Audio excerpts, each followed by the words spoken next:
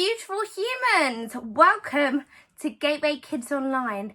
You are so welcome to join us, whether this is your first time tuning in for a video or whether it's your 700th billionth time. You are so welcome. My name is Bex and I'm part of the Gateway Kids team. So let's have a show of hands. How many of you have been enjoying the beautiful sunshine this week? Yeah, quite a lot of hands. How many of you have eaten lots of ice cream and ice lollies? Oh yeah, that's nice. Keeps us really cool on this hot weather. How many of you have got a paddling pool you've been splashing in? Some of you. And how many of you have been having water fights? Yeah, any of you got mum or dad or your parent or carer wet? I'll tell you a little secret. The other day, when we were in the garden, I got a whole bottle of water and chucked it over Josh's head. He wasn't that happy, but then he laughed about it afterwards. How many of you have forgotten to put your sun cream on? Who's got a bit sunburnt? Guys, it's important. You've got to be wearing your sun cream. And who is ready for the weather to get a bit cooler? Who's found it a bit too hot? I love this weather, and I think our Brazilian friends feel very much at home in this tropical heat we've been having. Now this week we are going to be looking at a book in the Old Testament. Some of you may have heard of it before, and others of you may have missed past it. But the name of the book is Ruth. So the book begins by explaining Israel was ruled by lots of judges. And it was a time where there wasn't enough food to go around and people were quite hungry. There wasn't enough food to eat. So a man named Elim left Bethlehem in Judea and moved to the country of Moab. And he went along with his wife Naomi and his 2 sons. And after a while he sadly died and left Naomi all alone with her 2 sons. And Naomi and her sons lived together, and the boys grew up and they both found wives. One of the wives' names was Orpah and the other one was called Ruth. After about 10 years, both of the sons died. So Naomi was left with none of her boys and not a husband either, but she was left with her 2 daughters-in-law.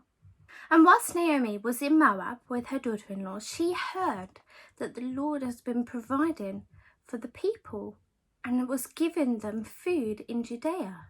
So Naomi decided that she was going to leave Moab and go back to her home. So the wives of her sons also got ready to go with her. So they packed up all their belongings. But Naomi stopped them and said, "Girls, no, you don't need to come with me. You've got families of your own. You've got your parents and carers. You're young women. I don't want you to live a sad life without a husband. Go back to your families. And I pray that God will provide for you and give you a new husband. And you can start afresh. And you've been so kind to me. So I pray that God is kind to you." So Naomi gave both the women a kiss and began to cry. And her daughters-in-law said to her, "Naomi, no, we're not going anywhere. We'll go with you. We'll go to your people with you." But Naomi said, "No, girls, go back to your own people. Why do you want to go with me? I can't give birth to any new sons. I can't give you a new husband. So go back. Go back to your family's homes. My life is far too sad for you to share it with me. This is because the Lord is against me." So again, all the women cried together. Then Orpah kissed Naomi and said goodbye to Ruth and went back to her family. Ruth, on the other hand, didn't let go of Naomi. And Naomi was like, "Ruth, what are you doing? Orpah's gone. She's gone back to her family. She's been sensible. You should go do the same." But Ruth said no. Ruth said, "Don't ask me to leave you. Don't beg for me not to follow you. Where you go, I will go. Where you stay, I will stay. Your people will be my people, and your God will be my God. Where you die, I will die. And we will only be separated by death. And if I don't keep this promise, Naomi, I ask that the Lord punishes me terribly. Naomi saw that Ruth had made up her mind and that nothing was going to change that. So Naomi stopped arguing with her. And Naomi and Ruth started the journey together. They were carrying all their stuff and moving back until they got to the town of Bethlehem. When they got to Bethlehem, all the people there were so excited. Look, it's Naomi, it's Naomi. But Naomi said, no, you can't call me that. Call me Mara instead. Because the all-powerful God has made my life very sad. When I left here, I had all that I wanted. I had a husband, I had my sons, but now the Lord's brought me home with nothing. So why should you call me Naomi when the Lord's spoken against me? God all-powerful has given me such trouble. And the women arrived in Bethlehem in the time of harvest, the barley harvest. Now there was a rich man living in Bethlehem, and his name was Boaz. Boaz was one of Naomi's close relatives on her husband's side. One day, Ruth said to Naomi, let me go to the fields. Maybe someone will be kind and let me pick in them. I can gather up the grain that is left behind in the field. So Naomi agreed. Go, my daughter. So Ruth went into the field. She followed the workers who were cutting down the grain and should go behind them and would pick up all the bits that they dropped or that they left. It just so happened that this field belonged to a man named Boaz. When Boaz spoke to his workers, he said to them, the Lord be with you. And the workers replied with, may the Lord bless you. Then Boaz asked one of the servants who was in charge of looking after the workers in the area, who's that gal in the field? The servant answered, she's that Moabite woman, the one that came with Naomi. She came up and she asked and she said, look, please can you let me pick up the stuff that you miss? She has come here and she has remained here from morning until just now. She's only just taken a break. She's been working so hard. Then Boaz went up to Ruth and spoke to her and said, look, my daughter, stay in my field to gather grain for yourself. Don't go into any other person's field. Just follow my women workers. I've told the men not to bother with you. When you're thirsty, go and drink. Take water from the jugs that the servants have filled. Then Ruth bowed her face to the ground. She said to Boaz, I'm a stranger. Why have you been so kind to notice me? Boaz answered her, I know about all the help you have given to Naomi, your mother-in-law. You've even helped her after your husband's died. You've even followed her to her own country. You've come to this nation where you don't know anyone. The Lord will reward you for all you have done. You will be paid in full by the Lord God of Israel. You have come to him as a little bird finds shelter in the wings of its mother. Then Ruth said to Boaz, Sir, you are so kind. You have said so many kind words to me, your servant. You have given me hope, and I'm not even good enough to be one of your servants. At mealtime, Boaz called over Ruth. Come dip your bread in our vinegar. So Ruth sat down with the workers. Boaz gave her some roasted grain. Ruth ate until she was full and then kept the leftovers of what she didn't eat to give to Naomi. Ruth rose and got back to work. Then Boaz told his servants, let her gather around the grain, around the big bunches of it. Drop some whole bits of wheat for her. Don't tell her to go away. Let her gather the grain and don't tell her to stop. So Ruth continued to gather grain in the fields until the evening. Then she spent time separating the grains from the chaff. Ruth then carried the bundle of wheat that she'd harvested, carried it home. When Naomi saw him, was like, "What? How did you get all of this? Whose field were you working in?" Ruth also gave her the leftover food from lunch. Naomi was so surprised. "Oh, blessed be the man that noticed you." Ruth told her about the day that she'd had and about her encounter with Boaz. Naomi told her daughter-in-law, "Oh, Lord bless Boaz. The Lord still continues to be kind to his people, whether they're living or dead."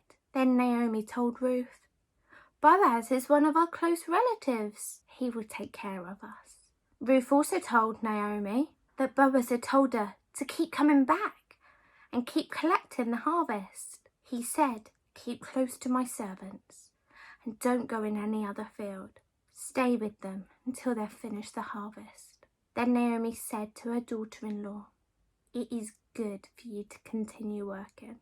So Ruth continued to collect the food from Boaz's fields, and she worked with the other women workers until the end of the harvest. After the barley harvest was complete, Ruth also stayed there throughout the whole of the wheat harvest, and she continued to live with her mother-in-law, Naomi. Then Naomi said to Ruth, "I must find a husband for you. It's not good for you to be alone.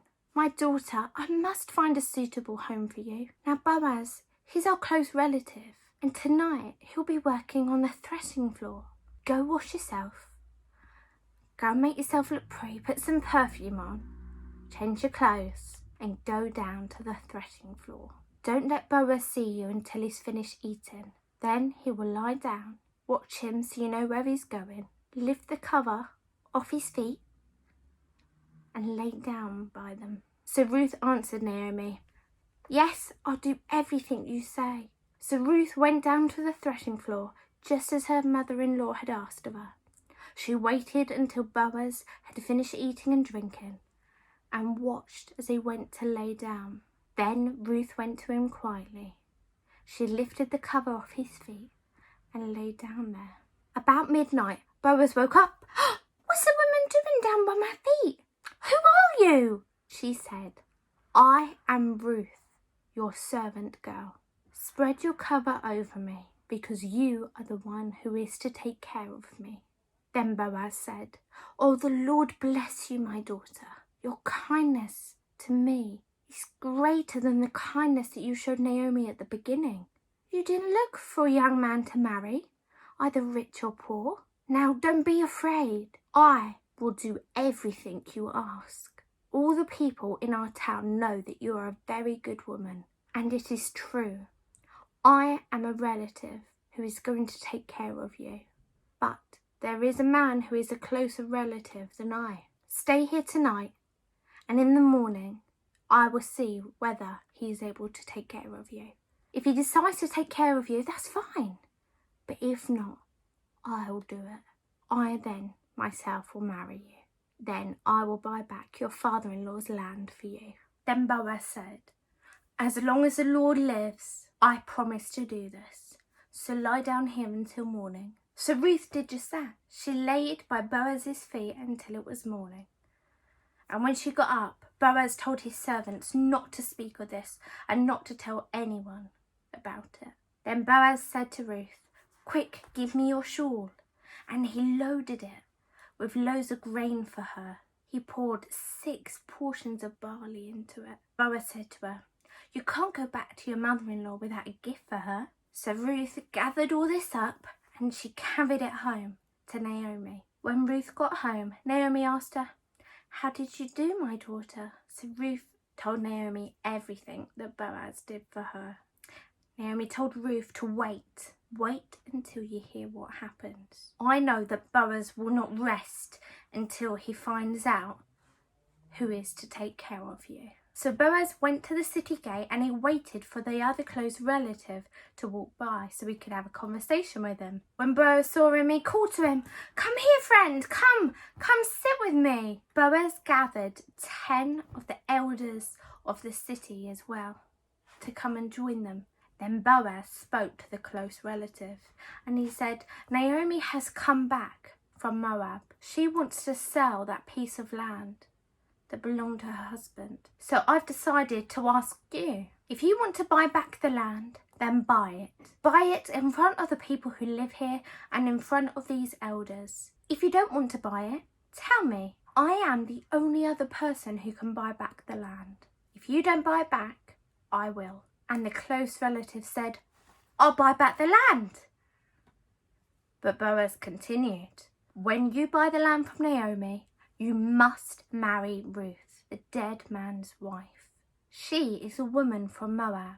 That way, the land will stay in her dead husband's family. Then I can't buy back the land, the close relative said. If I did, I might lose on what I can pass on to my other sons. I cannot buy the land back. So you buy it yourself. So back in Israel, when this happened, the sign that a deal had gone through was that one person would take off their sandal and give it to the other one. So the close relative did just this. He took off his sandal and gave it to Boaz. Then Boaz said, you here, you are all my witnesses. You are seeing today what I am to buy off Naomi. I am buying everything that used to belong to her husband and her 2 sons. I am also taking Ruth as my wife. I am doing this so that the dead man's property stays in the family. This way, his name will not be separated. It won't be separated from his family or his land. You are all my witnesses. So the elders and the people of the town that had all seen this happening said, yes, we are witnesses. This woman will be coming into your home. And we hope that she is like Leah and Rachel and will have lots of children. And Boaz, may you become famous in Bethlehem. Tamar gave birth to Judah's son Perez. In the same way, may the Lord give you lots of children with Ruth. And may your family be great like this. So Boaz took Ruth and he married her. The Lord let her become pregnant. And she gave birth to a son. The women told Naomi, oh, you're so blessed. You've got a grandson. May he become famous in Israel. And he will give you new life. And he will take care of you in your old age. This all happened because of your daughter-in-law. She loves you. And she's better for you than 7 sons. She has given birth to your grandson. So Naomi took the boy and held him in her arms and cared for him. The neighbours gave the boy a name. And the women said, this boy was born for Naomi. His name shall be Obed. And Obed grew up. And he was the father of Jesse. And when Jesse grew up, he was the father of David. Ruth was such a faithful woman. She stood by her mother-in-law, Naomi. Even when things were really difficult, she chose to support and comfort and stand by her. Ruth was a loving, caring and selfless friend. And the relationship between Ruth and Naomi was so strong. They had such a strong friendship. So I'm going to encourage you, after reading the book of Ruth, where there is so obviously an importance on really good, healthy, loving, supporting friendships, to do a little task. So you may want to grab some post-it notes, or if you don't have post-it notes, some paper will do just fine. And what I invite you to do is to think and to pray about some people who you have strong friendships and relationships with. And on one little post-it note or one little square of paper, I want you to write their name. Now you may have just one post-it note with one person's name, or you may have a few. But what I want you to do is to put them in your room, maybe on a mirror or somewhere that you always look at. And every time that you see their name, I want you to thank God for them and pray that he blesses them. It is a great way for us to be like Christ and to strengthen our friendships with other people. Now, to help us remember the story of Ruth, I've got a craft that you can do at home. Even though Ruth and Naomi went through really difficult times, God still provided for them.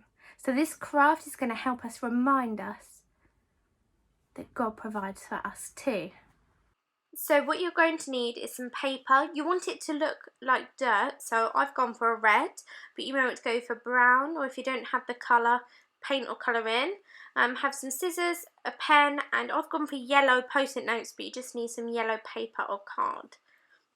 The first step is to fold the piece of paper so you get like zigzag lines. This is to make the different rows of the harvest, and then we're going to write on the front bit. So to help us remember, we're going to write God provides for me, and I've just included a little heart as well.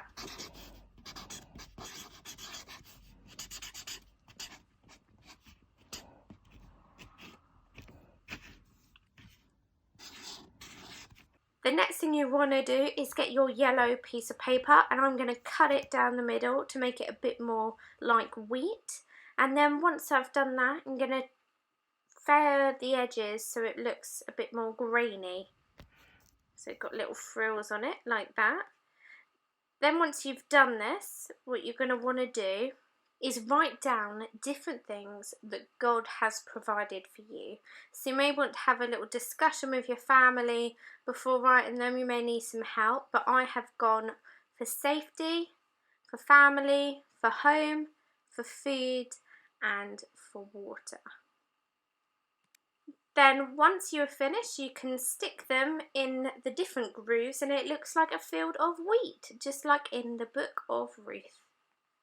Thank you so much for joining me today as we looked at the story and the book of Ruth. I hope that you've enjoyed it and you've learned something new.